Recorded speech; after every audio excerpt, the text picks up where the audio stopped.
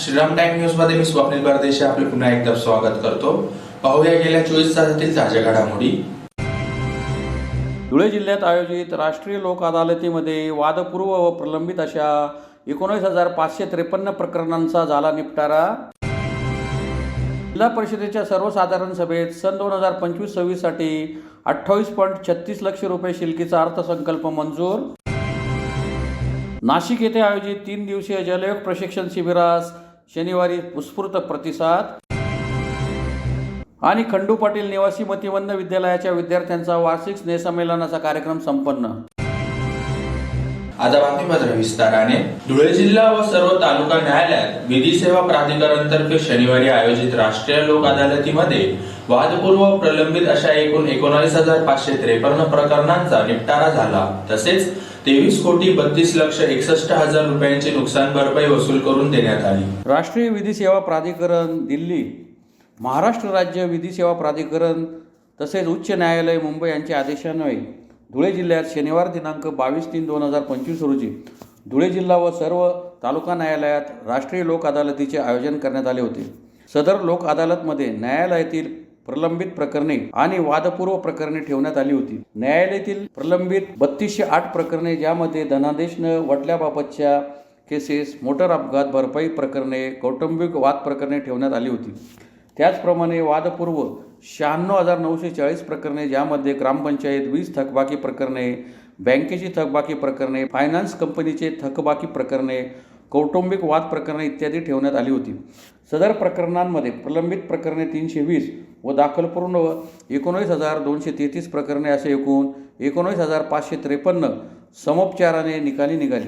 सदर लोक अदालतमध्ये 23,32,61,000 रुपयांची नुकसान भरपाई व वसुली झाली। सदरची लोक अदालत डॉक्टर MFA खाजा, प्रभारी अध्यक्ष जिल्हा विधी सेवा प्राधिकरण तथा प्रभारी प्रमुख जिल्हा व सत्र न्यायाधीश धुळे यांच्या मार्गदर्शनाखाली पार पडली। धुळे जिल्ह्यात घेण्यात आलेल्या राष्ट्रीय लोक अदालतीमध्ये कौटुंबिक वादातील प्रकरणामध्ये 6 जोडपे पुन्हा एकत्र नांदण्यात गेले। तसेच मोटार अपघात प्रकरणापैकी 109 प्रकरणे तडजोडीने निकाली होऊन रक्कम रुपये 8,75,10,741 पक्षकारांना वसूल करून देण्यात आली। सदर लोक अदालतीसाठी धुळे जिल्हा वकील संघ तसेच तालुका वकील संघ, पक्षकार, पोलीस, सर्व बँका, सर्व ग्रामपंचायत, महावितरण कंपनी आदींनी अमूल्य सहकार्य केले। धुळे जिल्हा परिषदेच्या भगवान बिरसा मुंडा सभागृहात आयोजित जिल्हा परिषदेच्या सर्वसाधारण सभेत सन 2025-26 साठी 28.36 लाख रुपये शिल्लकीचा अर्थसंकल्प मंजूर करण्यात आला। धुळे जिल्हा परिषदेचा सन 2025-26 साठी 28.36 लाख रुपये शिल्लकीचा अर्थसंकल्प मुख्य कार्यकारी अधिकारी विशाल नरवाडे यांनी जिल्हा परिषदेच्या भगवान बिरसा मुंडा व्हिडिओ कॉन्फरन्स सभागृहात घेण्यात आलेल्या सर्वसाधारण सभेत मंजूर करण्यात आला। यावेळी माहिती देताना मुख्य कार्यकारी अधिकारी विशाल नरवाडे यांनी सांगितले की जिल्ह्यातील रस्ते, आरोग्य, कृषी, प्राथमिक शिक्षणासह सर्वांगीण विकास साधण्याचा प्रयत्न अर्थसंकल्पातून केला आहे। जिल्हा परिषदेतील कामात सुसूत्रता आणण्यासाठी अधिकारी व कर्मचाऱ्यांना AI चे प्रशिक्षण देण्यासाठी विशेष तरतूद करण्यात आली आहे। शासकीय कामकाजात धुळे जिल्हा 32व्या क्रमांकावर आहे। जिल्ह्यातून इस्रोला भेट देण्यासाठी जिल्हा परिषद शाळेतील विद्यार्थ्यांना नेण्यात आले होते। विज्ञानविषयी उत्सुकता, जिज्ञासा निर्माण होऊन नवनवीन शोध लावता यावे यासाठी विद्यार्थ्यांकरता प्रयोगशाळेसाठी तरतूद करण्यात आली आहे। सार्वजनिक मालमत्तेचे परिरक्षण, शिक्षण, सार्वजनिक आरोग्य, पाणी पुरवठा व स्वच्छता, ठेव, संलग्न विमा योजना, सामाजिक सुरक्षा व कल्याण, 5% दिव्यांग कल्याण, महिला व बाल कल्याण, इतर कृषी कार्यक्रम, पशुसंवर्धन, दुग्ध व्यवसाय, कुक्कुटपालन, इंधन व वैरण, पंचायत राज कार्यक्रम, लहान पाटबंधारे, ग्रामीण रस्ता देखभाल दुरुस्ती, वनीकरण यासारख्या विविध विभागांसाठी होणाऱ्या खर्चाची तरतूद करण्यात आली आहे। यावेळी शिक्षण विभागाच्या वतीने शिक्षणाधिकारी डॉक्टर किरण कुवर यांनी जिल्हा परिषद शाळांच्या संरक्षक भिंती, शौचालय दुरुस्तीसाठी वाढीव तरतूद सुचवली। तसेच पशुसंवर्धन विभागाने पशूंसाठी दवाखाने उभारण्यासाठी तरतूद करण्याबाबत सुचवल्याने त्यालाही मंजुरी देण्यात आली। या प्रसंगी मुख्य कार्यकारी अधिकारी विशाल नरवाडे यांचे समवेत अतिरिक्त मुख्य कार्यकारी अधिकारी चंद्रकांत पवार, उपमुख्य कार्यकारी अधिकारी गणेश मोरे, उपमुख्य कार्यकारी अधिकारी सामान्य प्रशासन महेश पाटील, मुख्य लेखाधिकारी स्वरांजली पिंगळे, शिक्षणाधिकारी माध्यमिक मनीष पवार, शिक्षणाधिकारी प्राथमिक डॉक्टर किरण कुवर यांच्यासह विविध विभागांचे प्रमुख अधिकारी उपस्थित होते। आलेल्या शासकीय निधीची व्यवस्थित गुंतवणूक करून आपल्या यावेळी 3 कोटीने सेस म्हणजे 3 कोटीने महसुली जमा जी आहे ती वाढलेली आहे, एक्सपेक्टेड महसुली जमा, आणि त्याच्यामुळे एकूण भांडवली जमा जी आहे 120 कोटी, पण महसुली जमा जी आहे ती 27 कोटी 57 लाख, आणि त्याचा खर्च अपेक्षित आहे 27 कोटी 28 लाख. शिल्पीचा अर्थसंकल्प आज आपण मांडतो आहोत 28 कोटी रुपये रक्कम. या अर्थसंकल्पाच्या याच्यातून शिल्लक निव्वळ महसुली शिल्लक राहणार आहे. याच्यामध्ये सुद्धा सामान्य उपकराच्या कोटी संभाव्य उत्पन्नावर 1 कोटी 15 लाख एस्टिमेट केलेला आहे. वाढीव उपकर 1 कोटी 18 लाख, त्यानंतर सापेक्ष अनुदान 75 लाख, मुद्रांक शुल्क 2 कोटी 50 लाख, व्यवसाय दर नियर अबाउट 1 लाख, आणि असं एकूण संभाव्य उत्पन्न जे आहे ते आपलं 5 कोटी 52 लाखाचं आहे. हा असा आपण टोटल शेतीचा अर्थसंकल्प महसुली जमा आणि महसुली खर्चाचा 27 कोटी 28 लाख 84 हजाराचा हा अर्थसंकल्प आपण मूळ अर्थसंकल्प 2025-26 आपण मांडत आहोत. याच्यासाठी 20% समाज कल्याण योजनांना दिलेले आहेत. एक्सपेक्टेड आपण असं देणार असतं की अनुज्ञा तरतूद होती 1 कोटी 10 लाख, त्याच्या 1 कोटी 10 लाख, आणि प्रत्यक्षात दिलेली मात्र आपण त्या अनुज्ञा तरतुदीपेक्षा आपण जास्त त्याला तरतूद दिलेली आहे, ती म्हणजे 2 कोटी 25 लाख. 20% ग्रामीण पाणी पुरवठ्यासाठी अनुज्ञा तरतूद असते, तिची पण रक्कम 1 कोटी 10 लाख असते, परंतु आपण प्रत्यक्षात देताना 1 कोटी 45 लाख दिलेली आहे. 10% महिला बाल कल्याण, तर 55 लाख 10% कॅल्क्युलेशन येते, पण त्याला सुद्धा आपण 2 कोटी 78 लाख रुपये दिलेले आहेत. दिव्यांग कल्याणासाठी आपण दिलेले आहे 2 कोटी 10 लाख. 5% शिक्षण विभागासाठी अलॉटेड आहे, त्यांना सुद्धा आपण 50 लाख रुपये या अर्थसंकल्पाच्या द्वारे. मुख्य कार्यकारी अधिकारी जिल्हा परिषद धुळे या नात्याने आपण जिल्हा परिषद धुळे 2025-26 या वर्षाचं अर्थसंकल्प सादर केला आहे. यावर्षी 27 कोटी 28 लाख 84 हजार इतक्या तरतुदीचा अर्थसंकल्प सादर करण्यात आला आहे. त्यामध्ये ग्रामीण भागातील आरोग्य, शिक्षण, महिला बाल विकास, कृषी, पशुसंवर्धन, पंचायत राज कार्यक्रम, दळणवळणारे ग्रामीण रस्ते, अशा विविध प्रकारे सर्वांगीण ग्रामीण विकास कसा होईल यासाठी प्रयत्न करण्यात आला आहे. आजच्या बजेटमध्ये काही नाविन्यपूर्ण योजनांवर भर देण्यात आला आहे. त्यामध्ये कृत्रिम तंत्रज्ञानाचा वापर प्रशासनात कसा करता येईल, ग्रामीण भागातील महिलांचा पुरुषांचा कॅन्सर स्क्रीनिंग याचा आपण समावेश केला आहे. तसेच सायंटिफिक स्पेस लॅबोरेटरी प्राथमिक शिक्षण विभाग शाळांमध्ये कसं करता येईल याचा प्रयत्न केला आहे. त्याचप्रकारे पहिले 8 वर्ष 90% मेंदूचा विकास होत असल्याने त्या स्टेजमधील मुलांचा बाल विकासासाठी आपण निधी देण्यात आला आहे. अशा प्रकारे एकंदरीत जिल्हा परिषदचा 2025-26 या वर्षीसाठी आपण सर्व विभागाचा समावेश बजेट सादर केला आहे.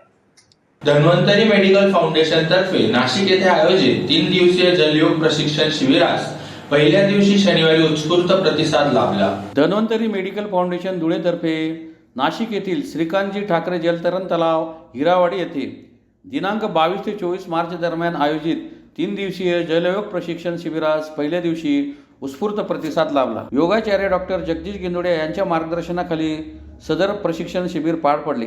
या शिबिरात जलतरण तलावात योगाभ्यास करून आरोग्य संवर्धनाचे धडे सहभागींना देण्यात आले. विशेष बाब म्हणजे नाशिकमधील उद्योजक व जलयोगप्रेमी प्रतीक आशिष सोसे, संचालक मेघराज बेकरी आणि संकेत कन्सारा, संस्थापक पंचवटी स्विमिंग इन्स्टिट्यूट यांच्या या शिबिराच्या यशस्वी आयोजनात मोलाचे योगदान लाभले. त्यांच्या सहकार्यामुळेच नाशिकमध्ये हे शिबिर प्रभावीपणे पार पडत आहे. शिबिरात विविध वयोगटातील आणि शारीरिक अडचणी असलेल्या नागरिकांनी सहभाग घेतला. विशेषतः एका अर्धांग वायुग्रस्त साधकाने आत्मविश्वासाने जलयोग साधनेत भाग घेतला आणि तंदुरुस्त होण्याचा निर्धार व्यक्त केला. त्यांच्या जिद्दीने उपस्थितांमध्ये ऊर्जा आणि आशा निर्माण केली. ज्येष्ठ पत्रकार महेश घुगे आणि जलयोग साधक यांनी शिबिराच्या सुरुवातीस जलयोगाचे शास्त्रीय महत्त्व विशद केले. त्यानंतर डॉक्टर जगदीश गिंदोडे यांनी पाण्यात योग्य श्वसन, योगासने, जलहास्य योग तसेच जल फिजिओथेरपी यांचे मार्गदर्शन केले. शिबिराचे आयोजन अत्यंत शिस्तबद्ध आणि वैज्ञानिक पद्धतीने करण्यात आले. यामध्ये पाण्यात श्वसनाचे तंत्र, संतुलन व लवचिकतेसाठी योगासनांचा सराव, हास्य योगातून मानसिक ताजेपणा, व्याधिग्रस्तांसाठी सुलभ जल व्यायाम या सत्रांमुळे जलयोगाचा अनुभव सर्व सहभागींसाठी प्रेरणादायी ठरला. धुळे येथे यशस्वीरित्या राबवण्यात येणारी ही उपचार पद्धती आता महाराष्ट्रभर पोहोचवण्याचा धन्वंतरी मेडिकल फाउंडेशनचा मानस आहे. नाशिकच्या या शिबिराने त्या दिशेने महत्त्वाचे पाऊल टाकले असून आरोग्य आणि सकारात्मकतेचा प्रसार करणारा एक प्रेरणादायी उपक्रम म्हणून याची नोंद घेतली जात आहे. सध्या आपण कोविडच्या आधीपासून धुळ्यात सगळीकडे आपण वॉटर योगा, जल योगा, पाण्यातला योगा करतो आणि त्यात आपण बरेचसे बदल करून आता सगळ्यांच्या शरीराला मानवेल आणि सहन होईल आणि बरेचसे आजार बरे करण्याची पॉवर असलेला वॉटर योगा आपण शोधून काढला की जो जगात पहिल्यांदा प्राणायाम आणि सूर्यनमस्कार पाण्यात सुरू केला. पाण्यातले एक्सरसाइजेस, पाण्यातले व्यायाम बऱ्याच वर्षापासून सगळे करत आलेले आहेत, त्याचे फायदे पण होतात. परंतु आपण यात थोडासा बदल करून हा एक विशिष्ट बदल आपण धुळ्यात राबवला. धुळ्यातलं स्नेहनगर, नंतर ऑफिसर्स क्लब, जय हिंद टँक, स्टेडियमचं टँक, या चारही टँकमध्ये आपण त्यावेळेस बरेचसे शिबिरं घेतली आणि आता स्टेडियमला आणि जय हिंद टँकला रेग्युलर वॉटर योगा सुरू असतो. मग आता माझा मेन उद्देश असा आहे की याचा सगळ्यांना फायदा होतोय. मलाही माझ्या पाठीसाठी खूप फायदा झाला. आता सगळ्यांना फायदा व्हावा म्हणून आपण पूर्ण महाराष्ट्र आणि मग पुढे पूर्ण भारतात याचा प्रचार आणि प्रसार करणार आहे. आता ही एक वेगळी संकल्पना आहे म्हणून याचं पेटंट होत नाही. तर आपण आता काय करतोय की गव्हर्नमेंटकडे जमा झालं आहे. आता काही दिवसांनी कॉपीराईट पण होईल आपलं. तर याचे भरपूर लोकांना फायदे होत आहेत. नाशिकमध्ये आपण आता ठाकरे स्विमिंग टँकमध्ये हा एक राबवला आहे. आज उद्या आणि परवा तिथे करणार आहे. तर आज याचा खूप चांगला प्रतिसाद मिळाला, भरपूर लोकांनी फायदा घेतला. एक अर्धांग वायू झालेला पेशंट पण त्या ठिकाणी होता, मग त्यालाही याचा खूप चांगला आनंद झाला. त्यालाही आपण कुठले पाण्यातले एक्सरसाइज त्याला बरे पडतील असं शिकवलं आणि काही लोकांना दुसऱ्या काही आजारासाठी पण आपण शिकवलं. आणि इन जनरल स्विमिंग टँकमध्ये आपण वॉटर योगासाठी ट्रेन करतोय सगळ्यांना. उद्या पण त्या ठिकाणी आहे 7 ते 8 आणि परवा 7 ते 8, 3 दिवसाचं शिबिर आहे. आणि उद्या आपण शिबिर झाल्यानंतर तिथल्या वृद्धाश्रमात जाणार आहे.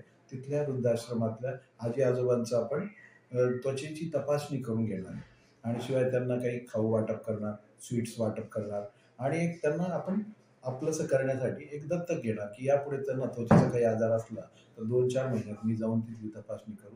की जसं आपण धुळ्यातल्या सगळ्या आश्रमशाळांमध्ये, माझ्या हॉस्पिटलमध्ये सगळ्यांना फ्री ट्रीटमेंट असते. म्हणजे निदान पण फ्री आणि औषधोपचार पण माझ्याकडून असतो. म्हणजे आपल्या हॉस्पिटलकडून धन्वंतरी मेडिकल फाउंडेशनतर्फे, त्याचाच मी अध्यक्ष आहे. आणि महेश बाबा घुगे आपले मार्गदर्शक आहे.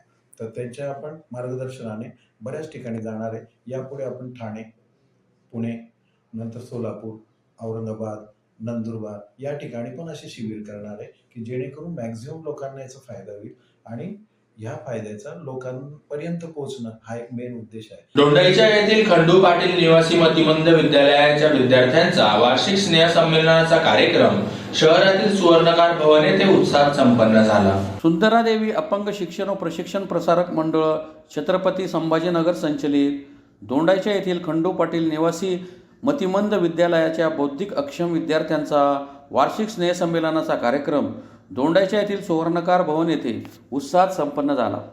कार्यक्रमाच्या अध्यक्षस्थानी भाजपचे शहराध्यक्ष प्रवीण महाजन हे उपस्थित होते. उपस्थित मान्यवरांच्या हस्ते प्रतिमा पूजन आणि दीपप्रज्वलन करण्यात आले. त्यानंतर गणेश वंदनाने कार्यक्रमाला सुरुवात झाली. सांस्कृतिक कार्यक्रमांमध्ये बौद्धिक अक्षम विद्यार्थ्यांनी व्यसनमुक्तीवर नाटिका, राम आएंगे गीत, क्या कहना है आदी आनंद दर्शवणारे गीत, देशभक्तीपर गीत, अंधश्रद्धा निर्मूलन गीत, पांडुरंग माऊलीचे गीत सादर केले. कार्यक्रमाचे सूत्रसंचालन विशेष शिक्षिका मनीषा घुगे यांनी केले. यावेळी भाजप शहराध्यक्ष प्रवीण महाजन, संस्थेचे अध्यक्ष शिवाजी साळुंके पाटील, सचिव छाया साळुंके, संस्थेचे उपाध्यक्ष सत्यम साळुंके, राष्ट्रवादी महिला धुळे जिल्हाध्यक्ष पूजा खडसे, जितेंद्र सिंग गिरासे, ज्येष्ठ पत्रकार रवींद्र टाटिया, पत्रकार अख्तर शहा, डॉक्टर अनिकेत पाटील, अवनी पाटील, प्रेरणा राजपूत आदी उपस्थित होते. कार्यक्रम यशस्वीतेसाठी शाळेतील मुख्याध्यापिका, सर्व शिक्षक, शिक्षिका, शिक्षकेतर कर्मचारी यांनी विशेष परिश्रम घेतले. शिक्षण प्रसारक मंडळ छत्रपती संभाजीनगर संचालित स्वर्गीय खंडू पाटील निवासी मतिमंद विद्यालय दोंडाईचा यांच्या बौद्धिक दिव्यांग कला महोत्सव 2025 ला जमलेले अतिथींची संख्या भरपूर आहे आणि वेळ देखील भरपूर झाला आहे, म्हणून प्रत्येकाचा उल्लेख करणं मी टाळतो. पण दोंडाच्यातले सगळेच नामांकित आणि मानांकित व्यक्ती या कार्यक्रमाला उपस्थित आहेत. थोड्याच वेळापूर्वी आम्ही ऐकलं की हा या संस्थेचा दोंडाईच्या मधला पहिला कला महोत्सव सादर करत आहे आणि त्या पहिल्या कला महोत्सवाला आम्हाला उपस्थित लाभता आलं. आम्हाला त्यांनी बोलवलं, त्याबद्दल संस्थेचे मी आभार मानतो.